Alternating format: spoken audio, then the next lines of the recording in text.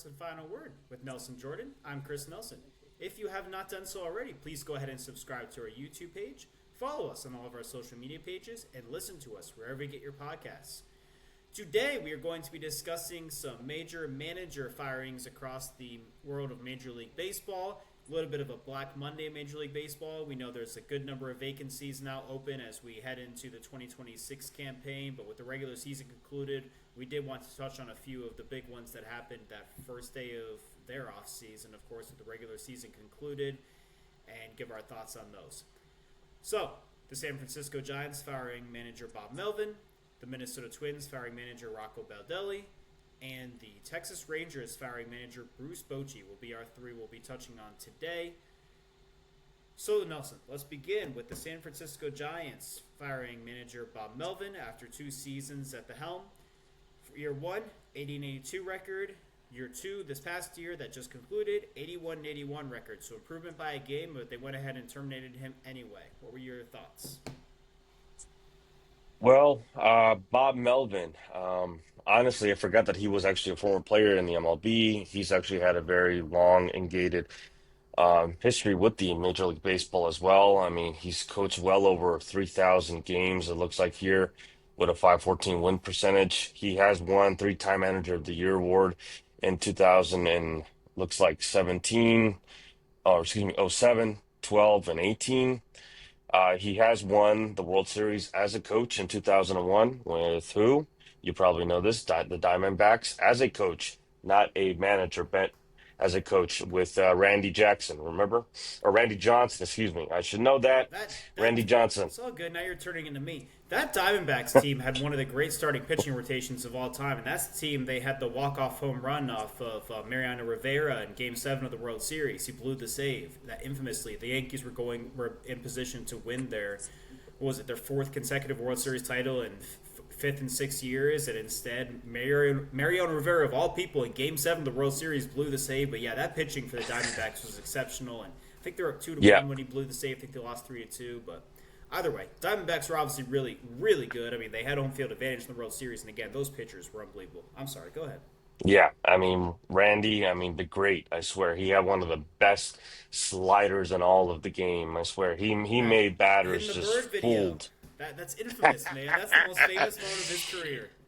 Yeah, so Bob Melvin, so he had some big shoes to fill from the San Francisco Giants Yeah. after Bochey, and now we have Buster Posey, who is an historic player for that franchise, who's now the uh, president of baseball operations for that franchise, and he is always trying to look for the next best manager, the next best players, and unfortunately, he just did not see eye to eye with Melvin. And with having 2 porous, I would say, seasons for them, not being in contention for the playoffs, I mean, Posey just simply pulled the plug, and that's what it sounded like. I don't have any other feedback to say other than it is a great story franchise. They had won so many championships, and we'll touch that later on. But Posey's trying to make the right addition, and maybe he's doing that by subtraction with getting rid of Bob Melvin. What do you think? We'll see how it plays out, but I didn't think it was the right decision. If you weren't going to fire him after last year, I don't think there was a reason to fire him now. I think that you continue to see if this thing improves, you write it out. If next year goes poorly, then okay. But it felt like they were making progress. I felt like this season, even if they were only 1 game improved, it's still an improvement. And just watching them, which I can't say I did a ton of, there's 162 games, but it just seemed like they were better than the previous year, and they probably would be trending in the right direction. And it's baseball. Other teams are always going to fall off, and it's going to give you an opportunity. They had a Yeah. 500 record. They weren't a bad team. I mean, I think they were only a couple games out of the wild card behind Cincinnati, and obviously the Mets were ahead of them as well. But if a team like the Mets can pay their team that much money and still miss the playoffs, then I don't think the manager of the Giants should be fired for this. I have some additional thoughts on Bob Melvin's career that I'm not going to touch on right now, but maybe another time that's something we can talk about because I would love to get into his career a little bit, including his time with the A's, some of the decisions that Billy Beane made that I felt like may have gone against him and play some what-if games. But we'll do that another Mm, time. That's all I have for this mm. specific decision right now. So the Minnesota Twins decided to fire manager Rocco Baldelli after 7 seasons at the helm, after a 70-92 season. What are your thoughts on this one? I feel like personally, Baldelli was put in a situation of a loss regardless. The Twins, we know what kind of organization they are now. This is not the Twins of old when they used to play at the same stadium that the Minnesota Vikings played at. And yes, they built a new stadium. Yes, they brought Altuve in, but I believe he just got the short end of the stick. I mean, when you don't have front office supporting you or making the correct trades or trying to help you, I mean, what can you expect from your bench manager? And that's exactly what happened. I mean, we discussed it in the trades that occurred from the Twins, and they just tied together. I don't really have anything else to say other than I wish he does find another place to land and give another opportunity because I don't think he had a fair shake in Minnesota. Yeah, this one I actually felt was fully justified. Sometimes it's as simple as what's on paper. Sometimes, as the old Bill Parcells quote goes, you are what your record says you are. And I think in this circumstance that fits. 87 and 75 2 years ago, 82 and 80 last year, 70 and 92 this year. I mean, that's a downward trend. You could make a case that maybe you deserve to have a bounce back season, but when you only win 70 games and your record is worse for the third straight season, I think this was a fully justified decision. I support this one. You can add into that and the place the organization is, which you just mentioned. They were big time sellers at the trade deadline, which we touched on. They're clearly going into a rebuild, even though they do still have some very talented veteran players that have been there for a long time. But if you're going into a rebuild, then it makes sense to go ahead and get yourself a new manager based on the circumstances that I just mentioned, just Right. looking at it on paper. So I think this is the right decision, and I'm very optimistic about the Twins' future, especially with how difficult that division is. I mean, as bad as the White Sox are, even they made a significant leap. So I would say of all the teams in the division, and I know the fans in Kansas City are disappointed, those Royals fans, especially with a player like Bobby Witt Jr., that they managed a winning season but fell off from where they were last year and didn't make the playoffs. But I think the Minnesota Twins were the most disappointing team in that division, even if they were significantly better than the Chicago White Sox. But Fair statement. the Texas Rangers have decided to move on from their manager, Bruce Bochey, after 3 years at the helm. Year one, 90 and 72 regular season record and World Series champions, the first World Series in team history. Next year, last year, 78 and 84, but improved by 3 games this year to a 500 record of 81 and 81. They have offered him a role to remain with the franchise in an advisory role in the front office. We will see if he takes that and how that goes. I will mention one other thing. It's a little bit interesting that the San Francisco Giants happen to just fire their manager, and we see this as well. I am not saying that he's going back to the San Francisco Giants. I don't want anyone to misunderstand me. I'm not speculating that at all. I do not think that is going to happen. I'm just throwing it out there as a funny No, coincidence. he's old. Yeah, go ahead with your thoughts on this one. Yeah, I think this was well. We can only speculate. This was a mutual decision by both parties. Um, and we can only speculate that maybe it is age. I mean, being at his age, I think he's now 73 years old. He has, I think, done more than enough due duty to the game of baseball for all the teams that he has managed, coached, and I think this is just his way of saying, maybe my time is up, and maybe he will just take a front office spot with the Rangers if he does, or the Giants maybe, as you're kind of flirting with there a little bit. But let me talk a little bit about Bruce Bochy and what he really meant to Major League Baseball because he deserves the flowers. He was one of three managers to win a World Series in both leagues. That's the National and American League. He has the sixth most wins as the manager in MLB history, and he is the 11th to have achieved 2,000 wins. Let that sink in by Bruce Bochy.